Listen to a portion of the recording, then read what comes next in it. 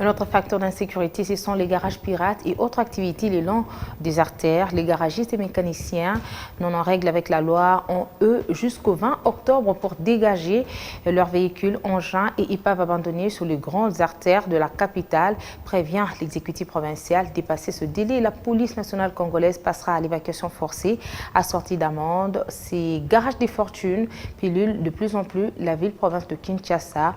Outre l'insécurité, ils sont aussi considérés par certains comme asile des immondices. Récit de Dieu de Mwamba et Mandela Ndongala. Ces véhicules et épaves, le long des différentes artères de Kinshasa, sont pour la plupart hors usage, mais abandonnés par leurs propriétaires qui, du reste, ne se sentent pas inquiétés, pourtant interdits dans l'édit 003 du 9 septembre 2013 portant assainissement et protection de la ville de Kinshasa.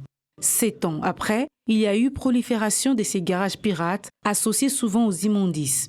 Face à cette image insalubre, l'un des facteurs qui freine l'élan de Kinshasa-Bopeto, initiative de l'autorité urbaine, la commissaire en charge de l'environnement et le ministre provincial de l'Intérieur haussent les tons. Ils ont, à travers un communiqué conjoint du 30 septembre dernier, lancé la campagne « Pas de garage pirate dans la ville de Kinshasa ».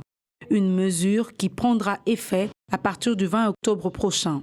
Celle-ci est en application de l'article 11 de l'édit qui interdit l'abandon des épaves des véhicules automobiles et l'érection le long des artères de la ville.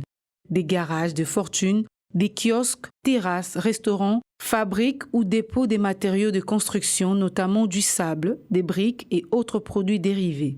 Les responsables de ces garages pirates, les propriétaires de ces véhicules, engins et épaves abandonnés, sur la voie publique ainsi que les détenteurs des activités commerciales concernées ont jusqu'au 20 octobre prochain pour dégager d'une manière urgente les espaces publics occupés anarchiquement, soulignent Sam Leka et Laetitia Kabamba, respectivement ministre provincial de l'Intérieur et la commissaire en charge de l'environnement.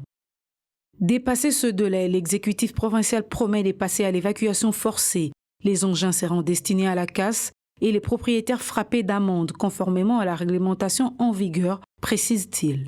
Il faut noter que ces garages de fortune sont dénoncés par certains Kinois comme l'un des facteurs d'insécurité et d'insalubrité dans la capitale.